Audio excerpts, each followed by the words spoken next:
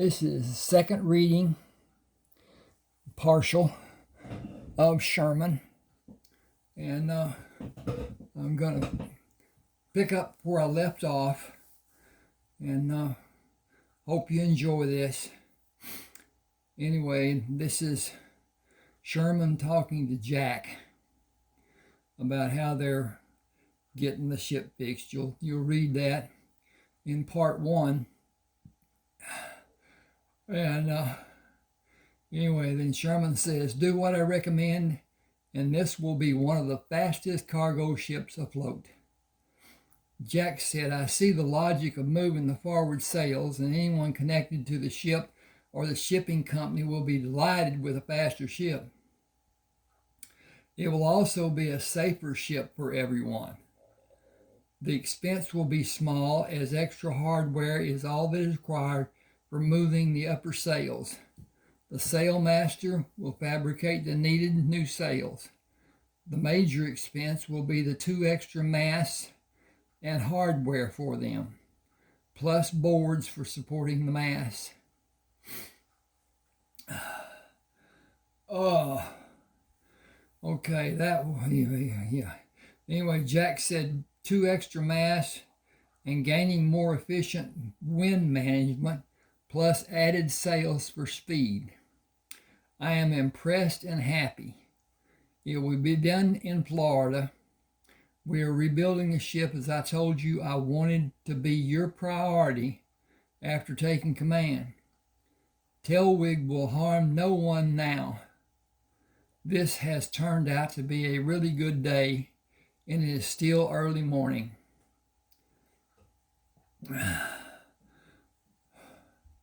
Sherman said, "Heath said the same thing earlier in my quarters. We can continue to have good days by making them be good. If I can make one person's day better, it will be a good day for me." He didn't say for me, he just said good day. Jack said, "We should go down to the deck, as the ship will clear the harbor channel soon, and the crews will drop and set the sails. We will be a hindrance to them." "Okay. Take care as you go down, and do not hurry. No slips by either of us, and it'll be cause to say it is certainly a good day." I gotta move this down, and I didn't get set up to do it on the side. "Sherman, I knew when I spoke to you about taking on this assignment, and you talked about how your father schooled you and Heath about life and duties on a ship, that you were capable even though you were inexperienced.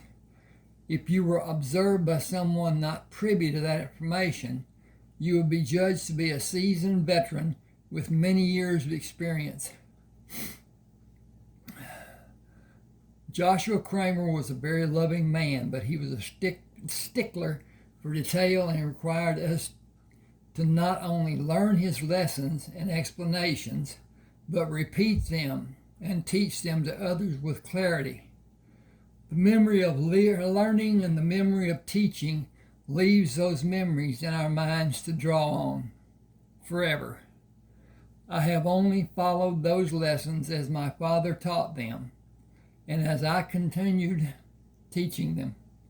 Remembering and acting on those memories allow me the ability to teach, or for a better word, direct my crew from memories of my father and others instructing me." Excuse me just a second. I need to check on some stuff here. And yeah, it's going, well, it looks like everything's squared around. I've been having a little throat problem, and am still to some degree. And I think it's the time of the year. But at any rate, try to get this going. And got a little peppermint here that might help a little bit. May not be able to speak really well. At any rate, Jack said, "I understand and appreciate that fact. but intelligence cannot be taught. You are a remarkable individual, and I am glad to call you my friend. I pity the person you consider an enemy. I have no enemies here on this deck or anywhere on this ocean. This life will be an adventure every day. We will make it be. We will create the adventure. We will make each day a good day in a positive way. Yes, we can do that, Sherman. But I need to gain more strength. Going up to the lowest sail took almost everything I had, and I'm already sore in places I do not desire anyone to know about. Sherman took Jack's upper arm in his grasp. You must not allow the soreness to dictate your course of action. You and I will come back tomorrow. You and I will come back up tomorrow, but we will relieve the outlets. I got this going on. Anyway, you and I will come back up tomorrow, but we will relieve the lookouts. Climbing there is easier, but you will need to work through the soreness or it will increase in severity. You will be sore tomorrow, but the exercise needed to climb will relieve the muscle ache and add strength. I need to take a reading and check our course. We are far enough from land to navigate in a general direction. Tonight I will calculate the position of the ship and make course changes through the night. Jack said, you just gave me another example of your worthiness to have your position. I have sailed with many men. I have never been aware of one doing charting other than daylight hours. Charting is not difficult with the sun, the moon, and the stars to follow. But miscalculation is not so severe if it is done and recalculated in the following hour. I can sleep comfortably for 4 hours after the calculations prove to be true. The deck watch will wake me after 4 hours to take readings and make needed course correction. We will not be under full sail after sundown, so the ship travels slower and course correction is less likely to be needed. I will go down now using that line. Will you climb down the line? It's the quickest and most proficient way. He moved down using 12 movements and looked up at Jack. Take it slow and come see me. I will take it slow and take a needed rest. I will see you tomorrow. Morning found Heath sitting outside the sail locker with the sailmaster. I need you to make special sails. The ship is going to undergo major changes in the position of the sails on the foremast, and new sails are to be positioned and will be used in case we need to run from an attacking ship. Excuse me. The sailmaster shook his head. This ship will not outrun a frigate or some of the privateer ships. It is too heavy and too slow in navigation. It will not need to outrun one if we see them in time to lay on different sails and maneuver away without being seen by them. We have an advantage in a better spyglass, one with better optics that allows our crew to see much farther than the older ones, almost 1/3 as far. If we can see an approaching ship 10 or even 15 minutes before they can see us, and the added sails are deployed, we can possibly slip away or make enough of a run to discourage the other ship to a point it will look for an easier target. It will give us a better chance than the sail configuration does now.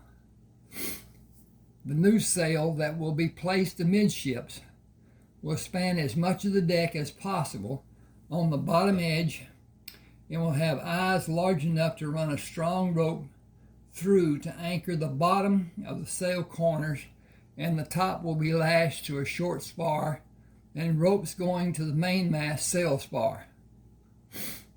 The top will be gathered and bunched to be as narrow as a small spar.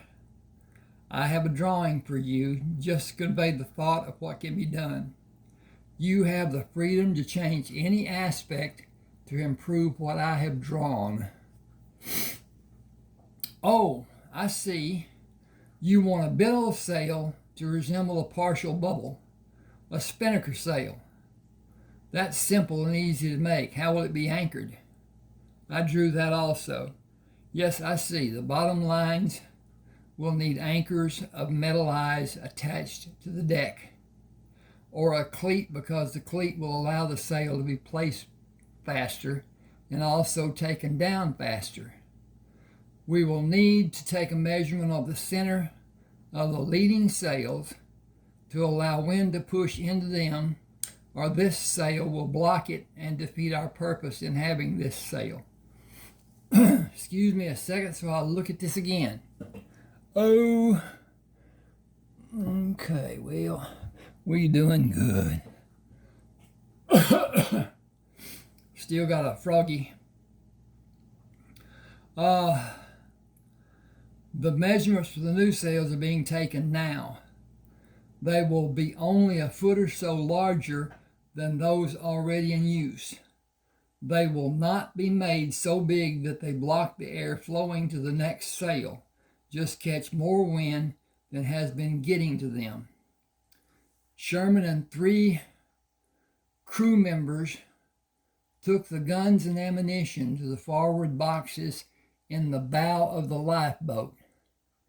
The canvas covers the guns were checked as the guns were put into the boxes.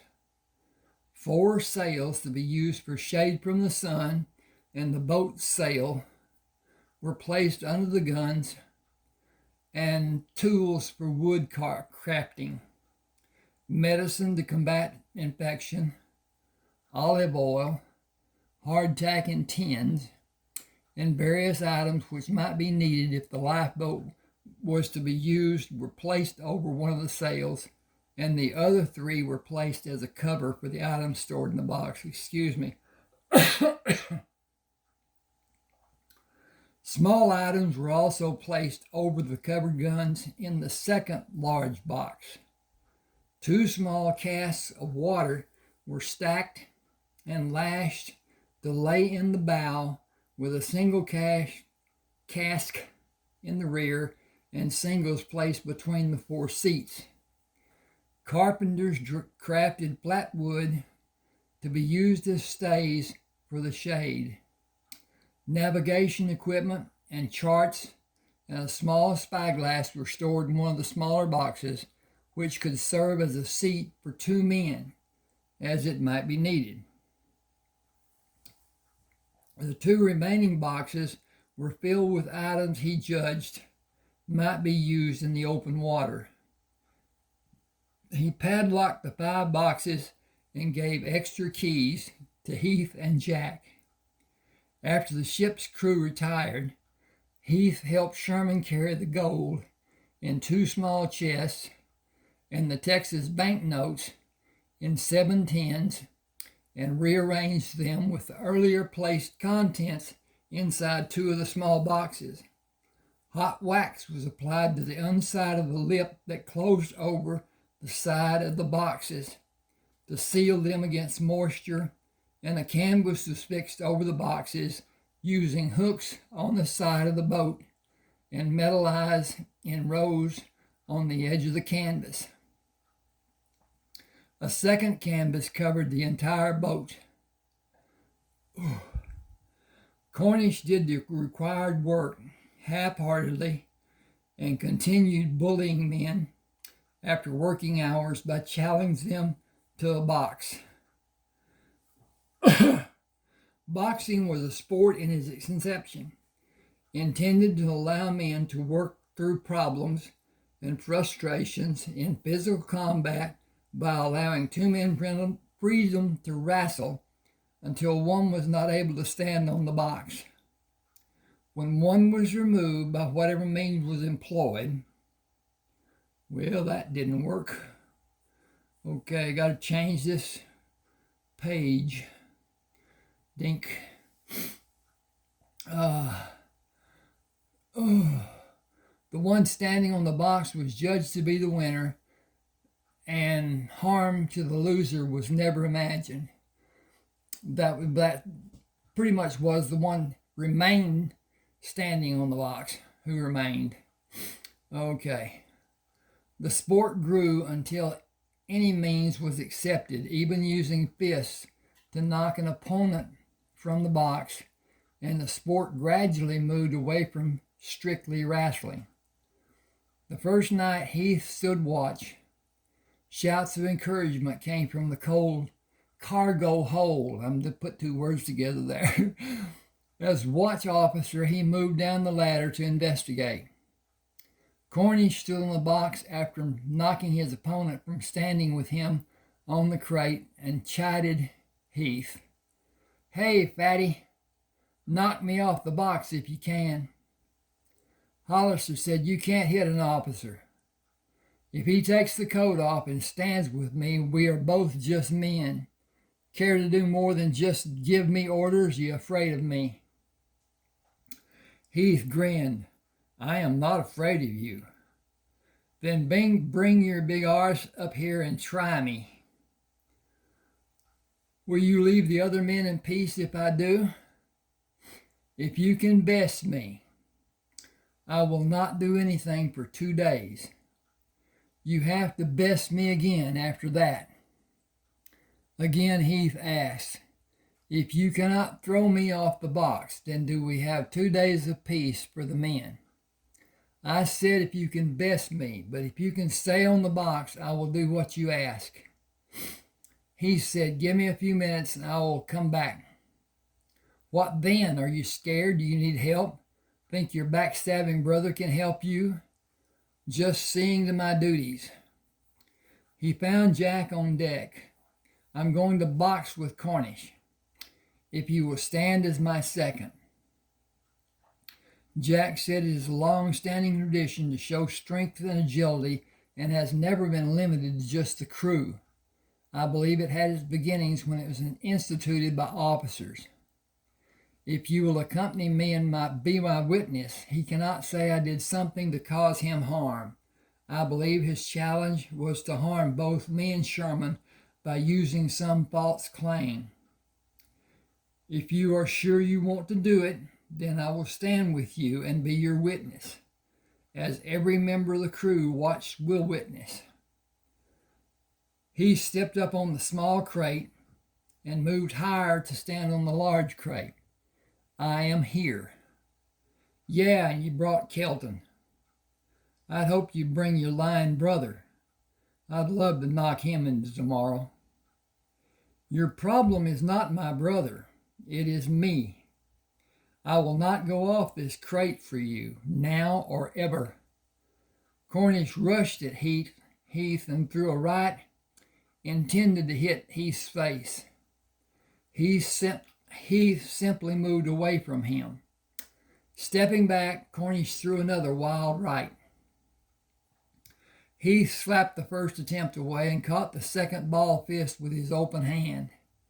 Cornish jerked his hand away and tried a left low in Heath's midsection, which Heath allowed and stood for Cornish to move again. Each blow Heath either took or caught them with his open hands until Cornish stood with his hands resting on his knees, attempting to catch his breath. Heath said, "You stopped, so you are not successful. You lost the bout. I will finish you after I rest." "No, you have stopped, and the rule is when one opponent is stopped, the round is over. You claimed only one round to dislodge me from this crate. The men waited the following 2 days to be peaceful. The men wanted the following 2 days to be peaceful and agreed with Heath, even though they did not know the rule. Jack silenced them. The rule states exactly as Mr. Heath said. If one opponent stops for any reason, the round, and in this case the contest as well, is over. Mr. Heath has not stopped. He is standing in the same position, ready to continue the contest. He is judged to be the better of the two combatants.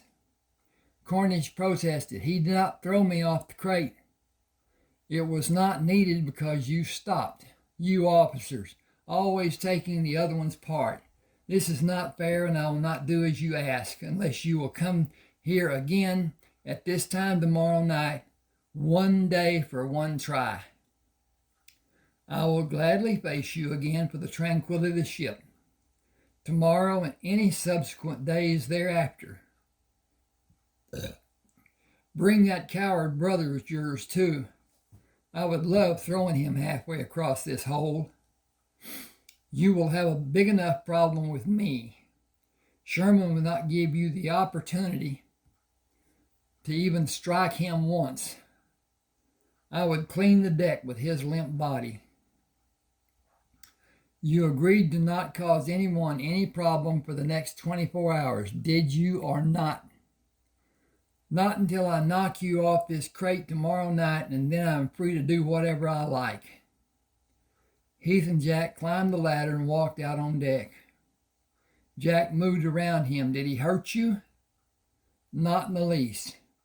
The first wild swing almost connected, but not with any power. He does not know how to throw a punch using his body. He tried to make me mad by belittling Sherman. From behind, Sherman asked, who was belittling me? Oh, I did not hear you coming. I hate the noise the ship and water make. I cannot feel another's presence. Who? Cornish. He was bragging after our boxing match. That must have been a hilarious show for you. Sherman, he was right to goad me. Back up here. Sorry about this. Sherman, he was trying to goad me into boxing, and he included you. Not a very good attempt on his part. Did he hit you? Once when I was not set, and once that I allowed. Nothing like the men in Cullen's bunch. Now, George is a different thing altogether. He can stop a charging bull with one punch. Sherman laughed and spoke to Jack. Heath would stand with George and catch his blows to stop them. George did not want anyone to think he was not trying to hit Heath, so he kept trying. He managed to land a few, but Heath caught the largest part, and George would just quit and tell Heath how sorry he was to not give him a better contest. Heath is the fastest big man I have ever seen. Him and Jimenez. I think Heath might be faster. Heath scoffed. Jimenez is older and may have slowed a little. He is still fast, and Sherman is fast. He is strong and he can punch like a kicking mule. Cullen and his teaching made him be fast, or Cullen would have beat the pudding out of Sherman. They were at each other constantly until Cullen went off with his men. That was a sad day for me, a sad day for all of us. Sherman said, I have just given the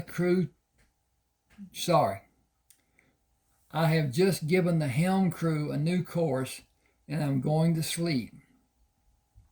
Have someone wake me before mid-watch, and I will check our course again. Good night, you two. Jack put his hand over Sherman's shoulder. I will walk you down. Good night, Heath. Good night to both of you until the morning. Sleep well. Got to do a check here. 24, 9, 17. Yeah, we're in pretty good shape. Okay. This is the next night. Cornish stood on a large crate waiting for Heath. You afraid to bring your backstabbing brother? It doesn't matter. I'll knock you off the crate and he will have to defend you. I want to bust his head in. Worry about me. You will never be a match for him. That is what you think and not what I know. I'm going to beat you tonight. I'm going to hammer you. Believe it. I am here. Do it if you can. You can believe me when I say it will never happen. Cornish advanced on Heath, and the pattern Heath used the previous night followed again, with Heath catching blows or allowing them to hit him until Cornish backed away, taunting Heath, "Come on and fight." Heath stepped toward Cornish, knowing he could not be judged to stop, and wondered what ploy Cornish would use as he changed the tactics he had used before. Whoa. Keith stepped aside to evade Cornish's rush and pushed Cornish in the back, causing him to trip and fall. Jack held his hand over his head to quiet the yelling of the men. That is a fall, and the round is over. Combatants moved to the opposite corners. He spoke to Heath when Heath bent to hear. Just take a hold on some part of his body, throw him off the crate. It will not be difficult for you with your strength. That is what this sport was originally supposed to exhibit, strength and agility. I'm having too much fun to do that, and he will soon tire and quit. He was almost out of breath when he moved away from me. Start the next round and see how long he is able to stand with me. I will wager it will not be long. Heath crouched and moved into Cornish, allowing a body blow, and caught the higher ones. He began moving into Cornish, slowly pushing him to the edge of the crate. Cornish ducked to move away from Heath and the edge of the crate. Heath simply put his arm out to stop Cornish and push him back. Cornish labored to breathe and dropped his hands until Heath playfully slapped his shoulders with his open hands repeatedly. Cornish was not harmed and began wildly throwing blows that Heath either caught in his hands or blocked with his arms. Gasping for breath, Cornish dropped his hands to his knees. Jack slammed his open hand on the top of the crate. That is the bout. Cornish stopped, and Mr. Heath wins again. Good night, everyone. Sleep well, and dream of the beautiful Florida women we will see in port. Sherman waited on deck for Heath and Jack. Have fun, baby brother? No contest. He thinks to hurt me by hitting me in my body. He is sorely mistaken to believe he can ever do any damage there. It was fun. Just to see him scorned by the crew makes the shame of doing it again worthwhile. Either you will throw him off the box, or I will take pleasure in knocking him off. I leave it as your choice to be made. Listen, you can hear him ranting now. He will be worse on the crew if it's not done. His belligerence is growing each time you best him, but you are not beating him. Just put your arms around him, give him a big hug, and throw him away from you and off the crate. Fast and simple. That will not be fun for me. It is settled then. Tomorrow night a different Kramer will face him. It will be a surprise to all who are there, but I do not want Armbruster alerted and have him interfere. Cornish proudly stood on the crate, leering at the crew, who imagined another show of strength and ability by Heath. His sneer changed to surprise when Sherman led Jack and Heath down the ladder into the cargo bay. You come to watch Fat Boy's show? The crew cheered and applauded when Sherman said, "I came for you." "You came to help me?" "I will not allow you to help me. I don't need you to help me. I came to knock you off the crate. If you will not stop your attacks on the crew, I will stop you tonight without caring for your personal safety." "All right, just what I've been waiting for. Come on, get up here and we will see who stops who." Sherman stepped up on the small crate and stepped up to stand on the larger crate, glaring at Cornish. He advanced on Cornish when Jack signaled. Sherman sidestepped a rush by Cornish, blocked a wild right hand, and smashed Cornish in the left temple with a wicked right hand blow as he clumsily moved by Sherman. Cornish shook his head and moved to meet Sherman as they closed. Sherman laced a left fist into Cornish's face and followed the right to his left eye. Moving to his right, Sherman circled and repeatedly threw the right blow to Cornish's left eye, followed by left-hand blows to his head and body, punishing Cornish with each strike. Cornish moved to his left to decrease the exposure of his left eye, only to be stung by a barrage of blows to his face. He dropped into a crouch, preparing to lunge into Sherman and knock him from his feet. Sherman brought a right uppercut from his hip and straightened Cornish to his full height before he could rush. A booming left caught Cornish on his chin, knocking him sprawling off the crate. Landing solidly on his back, his head bounced when it struck the deck. Sherman stepped down from the crate. "I intend to inform Armbruster first thing in the morning of this night's happenings. I need you to go with me, as I believe he'll be more upset than any other time.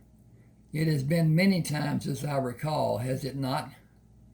Jack agreed. It has been many more times than those times he was carefree and happy. Break.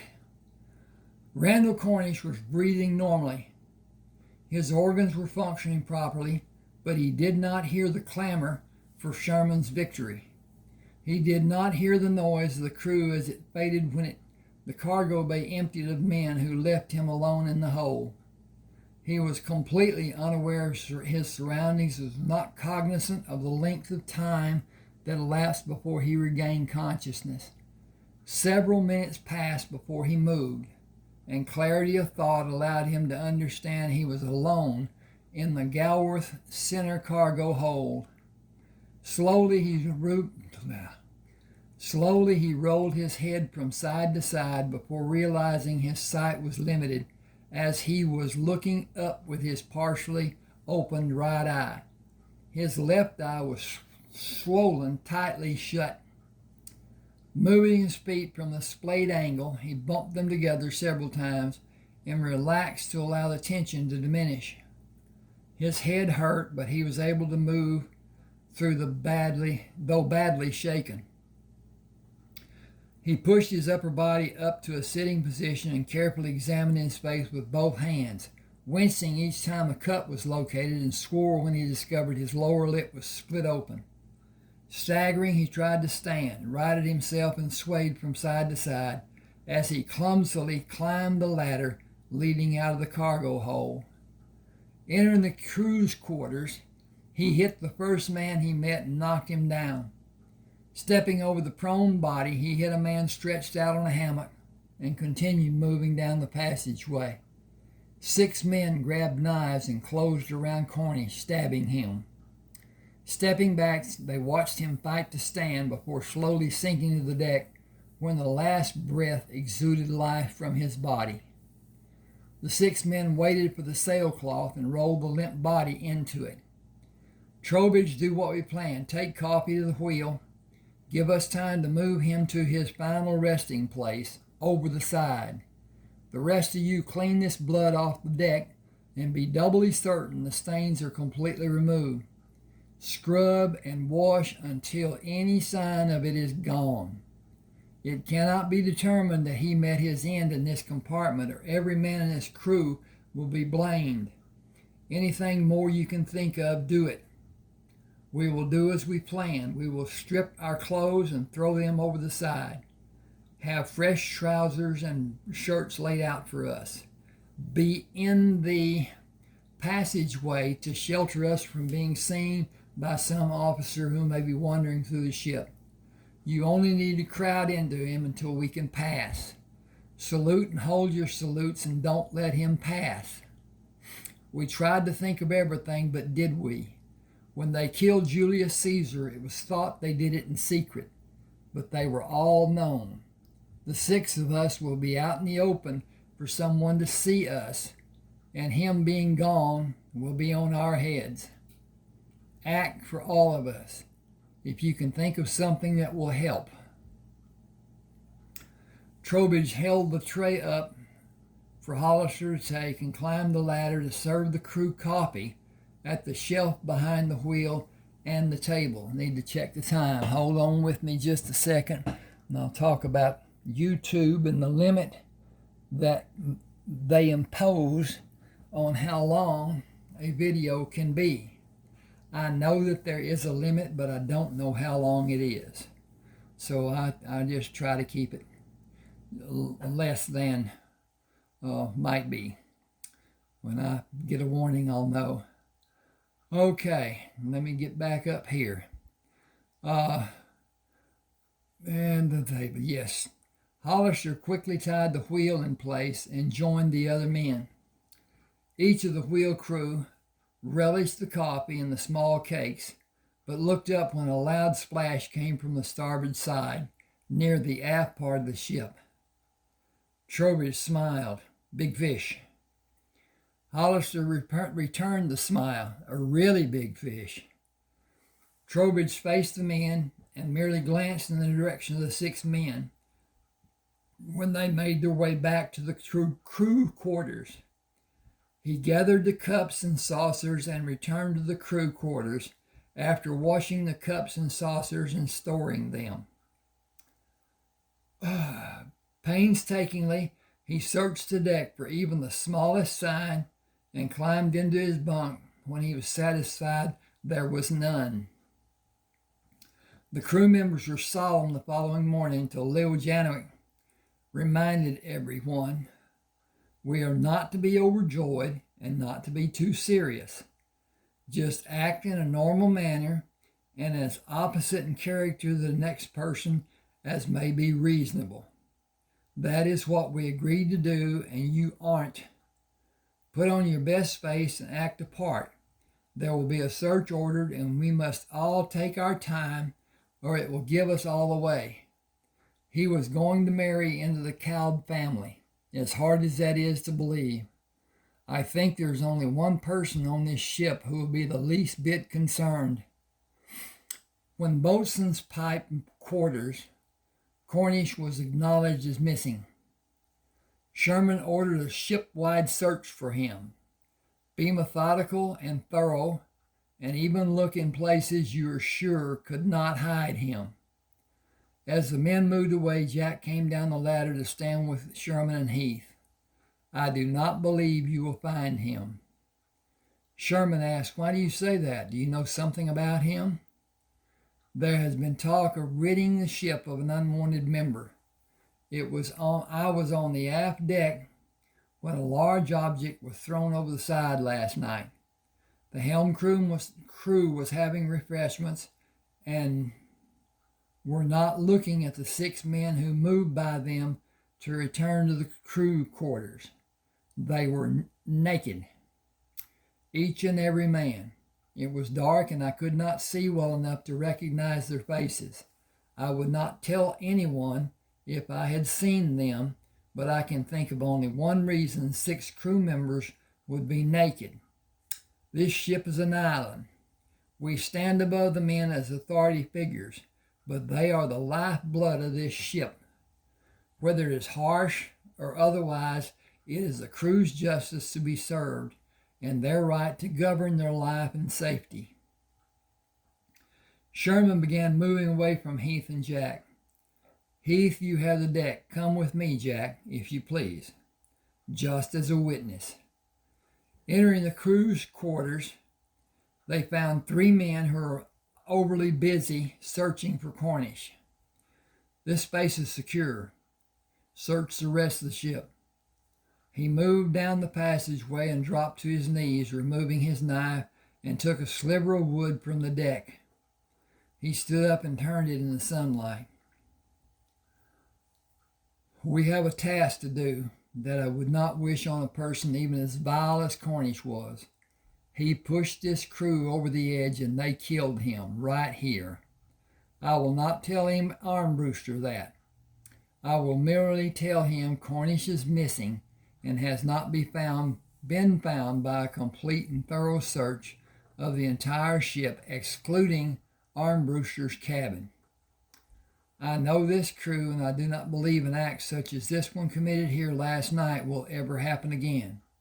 I believe the crew decided it was time for Cornish to be stopped before he severely injured someone, and the men prepared themselves for a needed action. I do not believe anyone was assigned to act. The ones closest and in a good position around him did it. The deck was cleaned. It practically sparkled from being so clean. The adjoining boards in this space were obviously not cleaned. Sorry about this. The adjoining boards in this space were obviously not cleaned, and the sides of the clean boards held the evidence.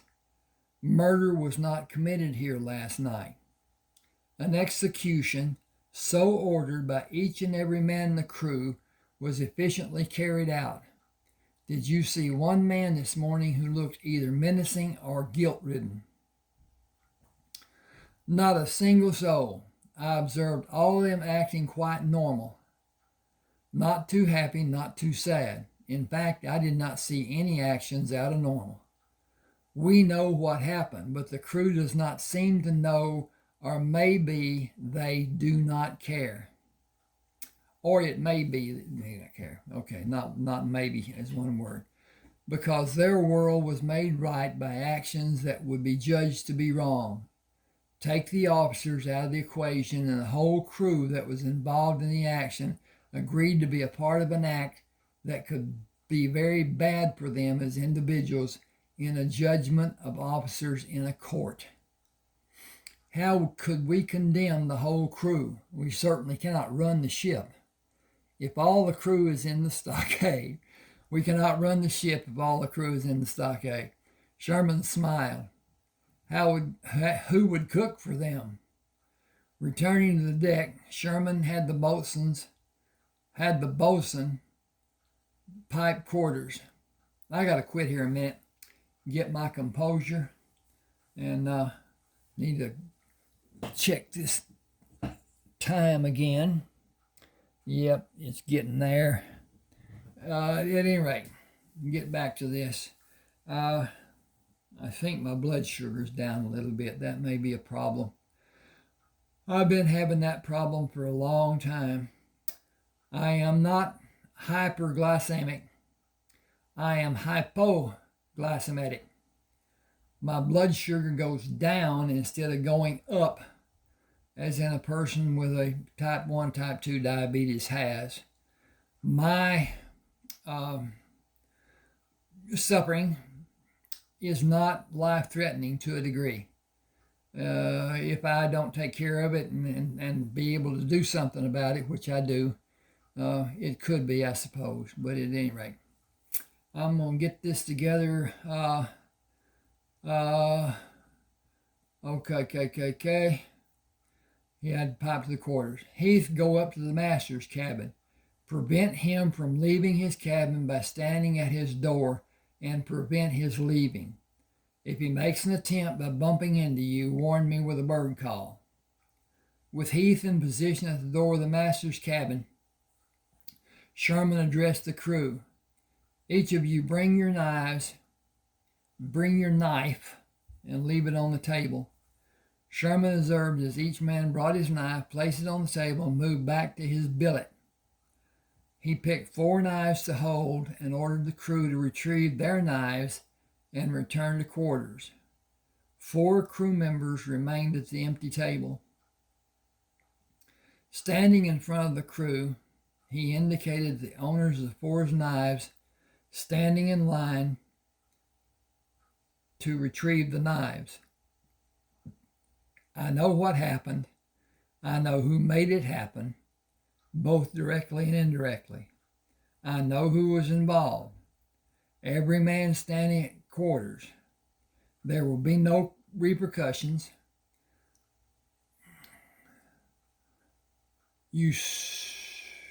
Okay, no, this is not jumping, moving, changing the page. There we go. No repercussions, no punishment. I only ask that it never be spoken of when you're away from this ship. I suggest to all of you that if it needs to be spoken of here on the ship, make it as quiet as possible among the whole group of the crew and never spoken about again. I have killed people. It was always done with thought, or it was forced on me and there was no time for thought. If one of you was endangered and threatened by a person, I would act to save you. If it took lethal force, I would act accordingly. I hold no ill will toward anyone because of what was done. Had I been in the midst of you, I would have been aligned with you. That does not mean I condone what was done. As first officer, I'm not allowed to. Enough has been said on the matter. It is over and done. If one of you or one of the others who were actively involved needs to speak to me, you have my permission.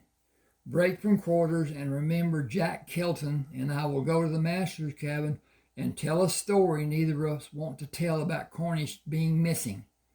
Remain calm should you hear screaming. We will soften the blow as much as possible. Mr. Heath will have the deck. Look to your officers for instruction. Look to your shipmates for help. Look to your safety and the safety of your shipmates. All hands turn to. Should I quit right here or not? Let's see what thing goes on in the gong. Okay. Armbruster sat behind his desk and looked at the overhead while Jack informed him of Cornish's disappearance. Was the ship thoroughly searched? It was, and scoured might be a better term for the search. It was done throughout the ship except in your cabin. He is not on the ship. Surprisingly, Armbruster was calm. Then there is nothing more to be done. Jack said, nothing I can think of. He continued looking at the ceiling. Every weapon of any size is to be taken to the weapons locker. The cannon you have requested will not come aboard this ship. I will report to Mr. Kalb that you disobeyed my order if the weapons are not collected. Bring me the key when it has been done. Cornish could not just disappear. I sense a smell of foul play. The 2 of you reek, and other men on this ship smell also. You are dismissed. Sherman left Armbruster and returned to the deck. Boatswain, pipe quarters. The men of the crew came to the deck and quickly assembled. The shipmaster has ordered all weapons to be locked in the weapons locker. He means all weapons, which includes your knives. I will not order you to surrender your knives if you are in the sail crews, because you cannot cut away a sail if you are empty-handed. Losing a mast is not going to happen. Each sail crew will be given 4 knives when you go aloft. Boy, nothing can be done to lessen the severity of the ship's master's order. I am signed onto this ship for 1 year. I will honor my pledge and will ask you to try also. It will be tempting to jump ship when it is leaving the next port. I will try in the next few days to find a way to alleviate the circumstance, and I imagine Mr. Telwig is influencing Master Armbruster. If that is the case, the influence will be short-lived because we have done better than expected and will be in Tampa Harbor 2 days from now, and Mr. Telwig will leave the ship's company.